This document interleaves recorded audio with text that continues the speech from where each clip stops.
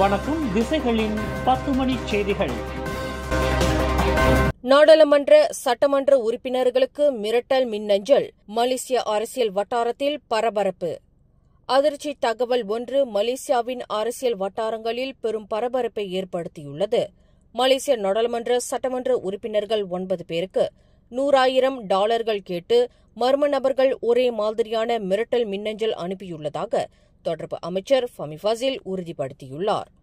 மிரட்டல் மின்னஞ்சலை பெற்றவர்களில் ஃபமி ஃபசில், முன்னாள் பொருளாதார அமைச்சர் ரஃபிசி ரம்லி, சுபாங் நாடாளுமன்ற உறுப்பினர் வாங் சென், இளைஞர் விளையாட்டு துணை அமைச்சர் அடாம் அட்லி, சுங்கைப்பட்டாணி நாடாளுமன்ற உறுப்பினர் தௌஃபிக் ஜொஹாரி, ஸ்லாங்கூர் மாநில ஆட்சிக்குழு உறுப்பினர்களான நஜ்வான் ஹலிமி, ஃபமி ங்கா, குலிம் சட்டமன்ற உறுப்பினர் வாங் சியாசென், செனட்டர் மனோலான் முகமட் உள்ளிட்டோர் அடங்குவர். மிரட்டல் மின்னஞ்சலில் ஒரு QR குறியீடு இருந்ததாகவும் இது ஒரு வகை ஊடுருவல் முயற்சி என்றும் ரஃபிசி ரம்லி கூறினார்.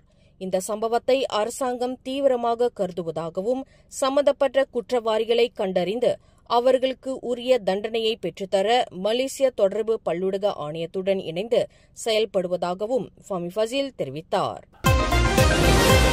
மெட்ரிகுலேஷன், STPM குறித்த விவாதங்களை உடனடியாக நிறுத்தும்படி மலேசிய கல்வி அமைச்சு அனைத்து தரப்பினரையும் கேட்டுக் கொண்டுள்ளது. இந்த 2 திட்டங்களும் பொது பல்கலைக்கழகங்களில் சேர மாணவர்களுக்கு சம வாய்ப்புகளை வழங்குவதால் இவற்றை பற்றிய விவாதங்கள் தேவையற்ற குழப்பங்களை உருவாக்குகின்றன என்று கல்வி அமைச்சர் ஃபர்டினா சிடெக் தெரிவித்தார்.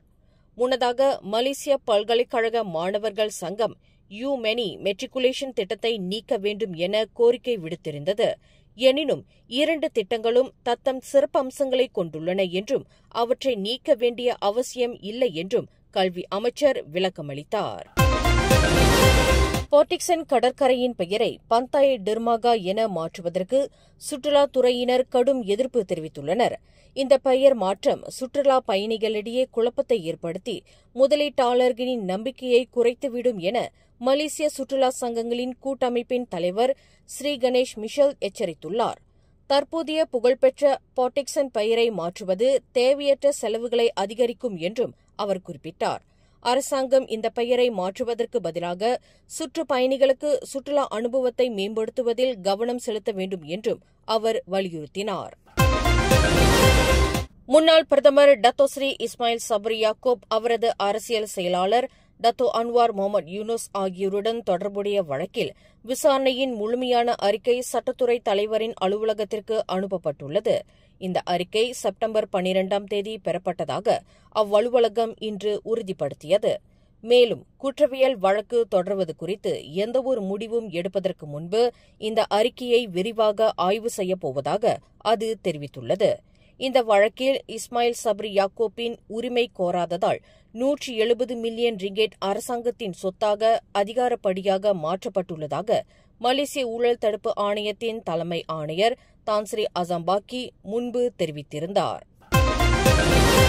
குலிம் மாவட்டத்தில் உள்ள தமிழ்ப்பள்ளி மாணவர்கள் சதுரங்க போட்டியில் மிகவும் வல்லமை பெற்று வருவதோடு சதுரங்க போட்டியின் நுணுக்கங்களையும் அறிந்து தெரிந்து மாணவர்கள் அவர்களின் திறமைகளை வளர்த்து வருவதாக குலிம் மாவட்ட இந்திய சதுரங்க கழகத்தின் தலைவர் விமலன் தெரிவித்தார்.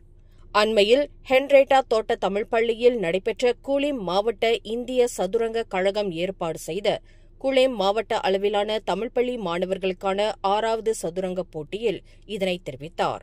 இந்த போட்டியில் 10 தமிழ்ப்பள்ளிகளைச் சேர்ந்த 287 மாணவர்கள் பங்கேற்றனர். இது கடந்த ஆண்டை விட எண்ணிக்கையில் அதிகமாகும். 6 பிரிவுகளில் நடத்தப்பட்ட போட்டியில் மாணவர்கள் தங்கள் திறமைகளை வெளிப்படுத்தினர். இதில் லூனாஸ் வெல்லஸ்லி தோட்ட தமிழ்ப்பள்ளி முதல் இடத்தை பிடித்து சாதனை படைத்தது.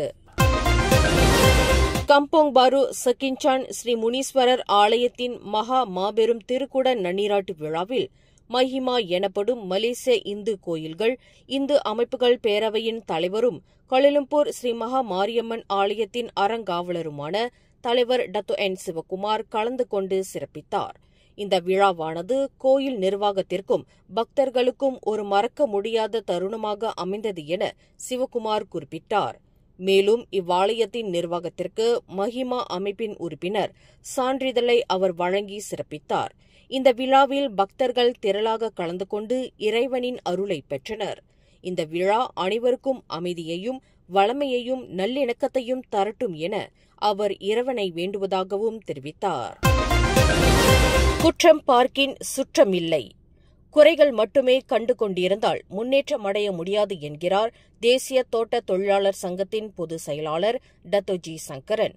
அண்மையில் அறிவிக்கப்பட்ட 100 ரிங்கெட் சாரா உதவித்தொகை உட்பட அரசாங்கம் பல்வேறு சலுகைகளை நமக்காக ஏற்பாடு செய்கிறது.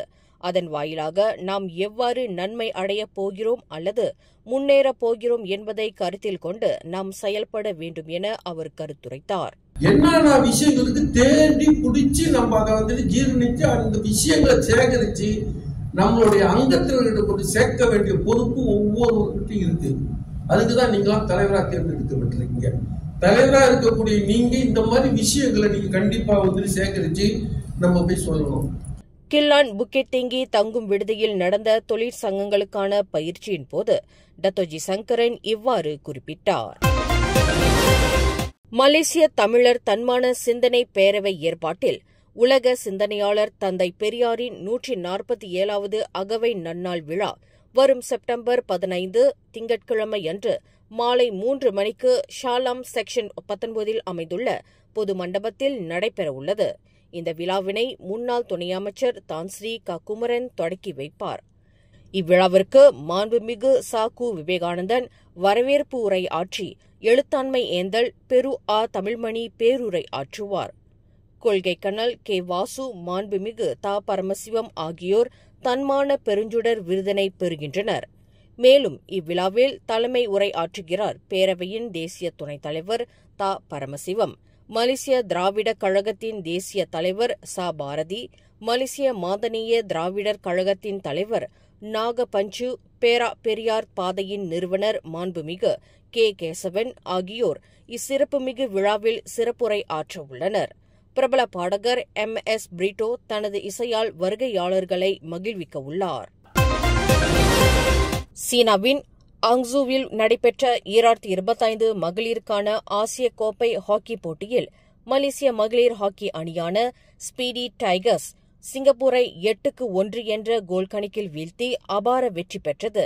இதன் மூலம் மலேசிய அணி தொடர்ந்து 6வது முறையாக 5வது இடத்தை பிடித்துள்ளது. இந்த வெற்றி நமது அணியின் அசாத்திய திறமையையும் விடாமுயற்சியையும் காட்டுகிறது. கிடா பெர்லிஸ் மாநிலங்களில் தொலைத்தொடர்பு கோபுரங்களில் கேபிள் திருட்டில் ஈடுபட்ட ஒரு கும்பலை காவற்படையினர் அதிரடியாக கைது செய்தனர். இந்த கும்பலைச் சேர்ந்தவர்கள் தொழில்நுட்ப வல்லுநர்களைப் போல நடித்து போலி திறவுகோள்களை பயன்படுத்தி தொலைத்தொடர்பு கோபுரங்களுக்குள் நுழைந்து கேபிள்களை திருடி வந்துள்ளனர் என தெரிவித்தார் கிடா மாநில காவல்படையின் துணைத் தலைவர் பருல் இஷாம் பஹருடின். இந்த கும்பல் மொத்தம் 31 வழக்குகளில் தொடர்புடையது என தெரியவந்துள்ளது. இந்த கும்பலிடமிருந்து சுமார் 15,000 ரிங்கிட் மதிப்புள்ள பொருட்களை காவற்படையினர் பறிமுதல் செய்தனர். இந்த கேபிள் திருட்டு சம்பவங்களால் சம்பந்தப்பட்ட நிறுவனங்களுக்கு 50,000 ரிங்கெட்டுக்கும் அதிகமான இழப்பு ஏற்பட்டுள்ளது எனவும் பருல் இஷாம் குறிப்பிட்டார்.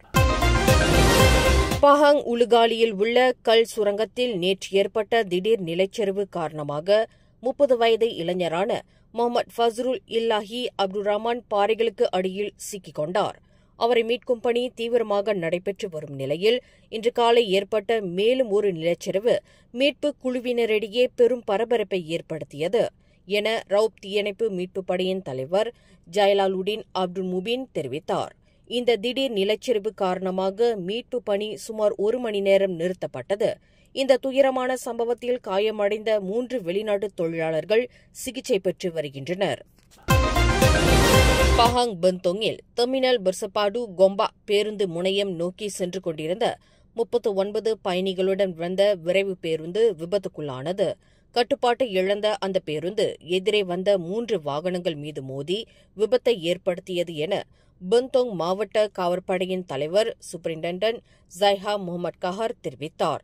இந்த விபத்தில் யாருக்கும் காயம் ஏற்படவில்லை. விபத்து குறித்து மேலதிக விசாரணை நடைபெற்று வருவதாகவும் விபத்தை பார்த்த பொதுமக்கள் காவல் நிலையத்தில் தகவல் தெரிவிக்குமாறும் ஜைஹாம் கேட்டுக் கொண்டார். மேலும் செய்திகளை தெரிந்து கொள்ள கீழே இருக்கும் பெல் பட்டனை அழுத்துங்கள். உங்கள் மகிழ்ச்சியை வெளிப்படுத்த லைக் மற்றும் ஷேர் செய்யுங்கள். தொடர்ந்து திசைகளோடு இணைந்திருக்க சப்ஸ்கிரைப் செய்யுங்கள்.